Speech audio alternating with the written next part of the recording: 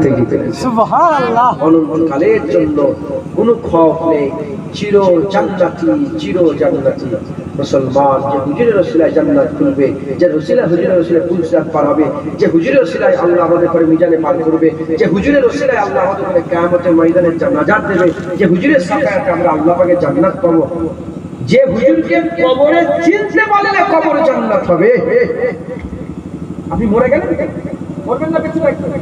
আপনি বললেন তো মরার সাথে সাথে কবরে গেলেন সব কবর দিয়েছেন তো জি ভাই ওখানে প্রথম কবরে দেওয়ার সাথে সাথে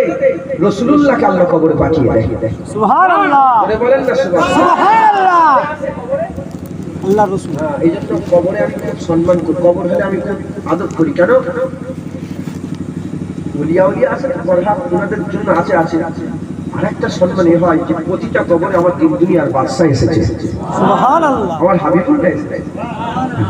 আসবে শুধু আসে তা নয়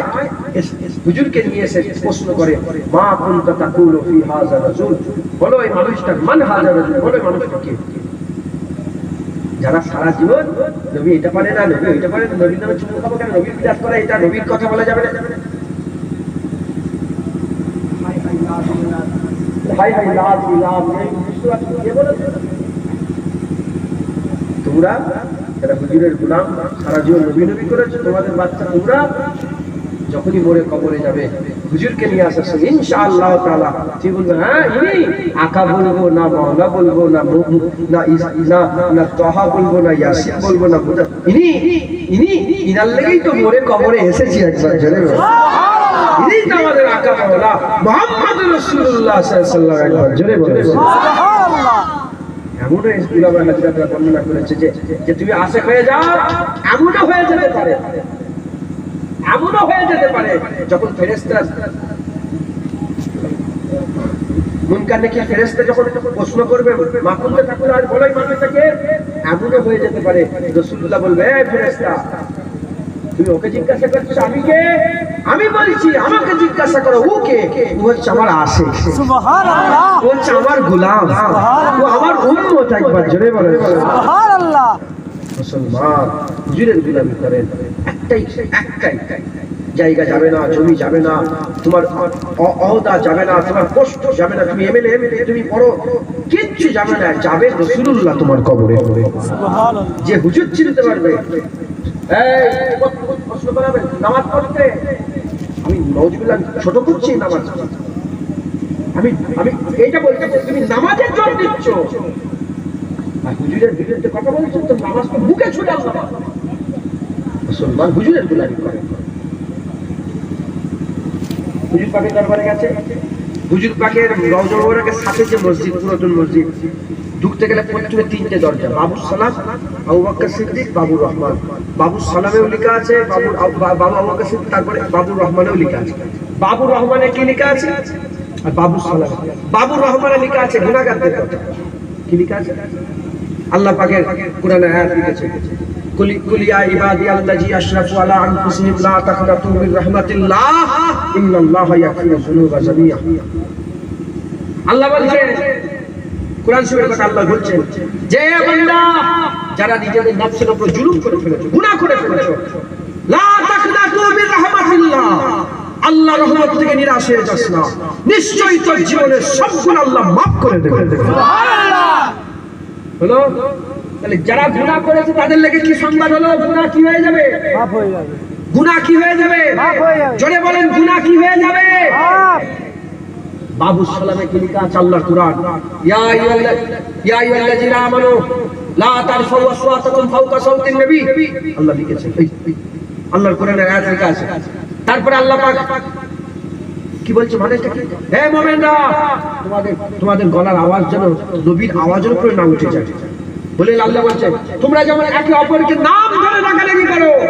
খবরদার আমার নবীর নাম ধরে রাগারাগি করবে না কি হবে আনতাহাবাতা আমালুকুম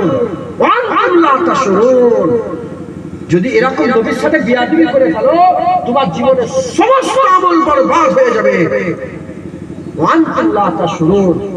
তোমার জ্ঞান নেই তুমি বুঝতে পারবে না এই বুঝলেন এই বুঝতে পারছেন তাহলে দুটো সংবাদ পাওয়া গেল মসজিদে নববী থেকে আর আল্লাহর কোরআন থেকে দুটো আয়াত পাওয়া গেল। একটা আয়াতে বলছে যারা গুনাহ করেছো ভয় খেয়ে যাওনি, জীবনের সব গুনাহ মাফ হয়ে যাবে। আপনারা গুনাহগার নেককার নাকি? আপনাদের গুনাহ মাফ হয়ে যাবে, আল্লাহ সংবাদ দিচ্ছে। সুবহানাল্লাহ, আল্লাহ বলছে যারা গুনাহ করে বলেছে ভয় খেয়ে যাওনি, তোমাদের জীবনের সব গুনাহ মাফ হয়ে যাবে। আর যারা গুনাহগার তাহলে সংবাদ গুনাহ মাফ। আর যারা গুস্তাখ, নবীর বিরুদ্ধে কথা বলে,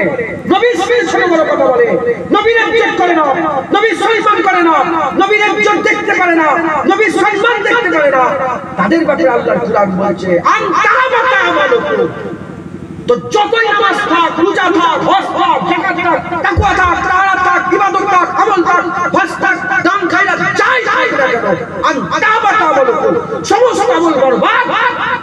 ওয়ান্তুম লা তাশউরুন, তোমার জ্ঞান থাকবে না যে আমল বরবাদ, তুমি ভিতর থেকে কাফের হয়ে যাবে, জাহান্নামী হয়ে যাবে, ধ্বংস হয়ে যাবে।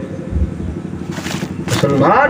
যখন আয়াত নাযিল হয়েছিল, তোমার আমার মতন গুনাহগার ছিল না, সামনে আবু বকর সিদ্দিক ছিল, ওমর ফারুক ছিল, উসমান গনি ছিল, আল্লাহ আয়াত নাযিল করলো। তাহলে সাহাবাদের ব্যাপারে সাহাবারা সামনে ছিল, ইয়া আইয়ুহাল্লাযিনা আমানু বলে আয়াত বলছে তখন সাহাবাদের করে, এখন ইয়া আইয়ুহাল্লাযিনা আমানু মানে আমাদের করে, সাহাবাদের করে বলছে এই খবরদার, নবীর আওয়াজের উপরে তুমি যদি আওয়াজ তুলে ফেলো সব আমল বরবাদ। যে সাহাবাদের পায়ের ধুলো নয়, যে সাহাবাদের উটের পায়ের ধুলো যোগ্য পৃথিবীর কোন ওলি আল্লাহ হতে পারবে না, সেই সাহাবাদের করে আল্লাহ বলছে সব আমল বরবাদ হয়ে যাবে। তুমি আমি কে? অতএব গুনাহগার হও, আল্লাহ না করেন গুনাহগার হয়, নবীর সাথে বিয়াদবি করবেন না, হুজুরের গোলাম আশিক হয়ে যান। বলেন ইনশাআল্লাহ। ইনশাআল্লাহ রাইখার মানুষ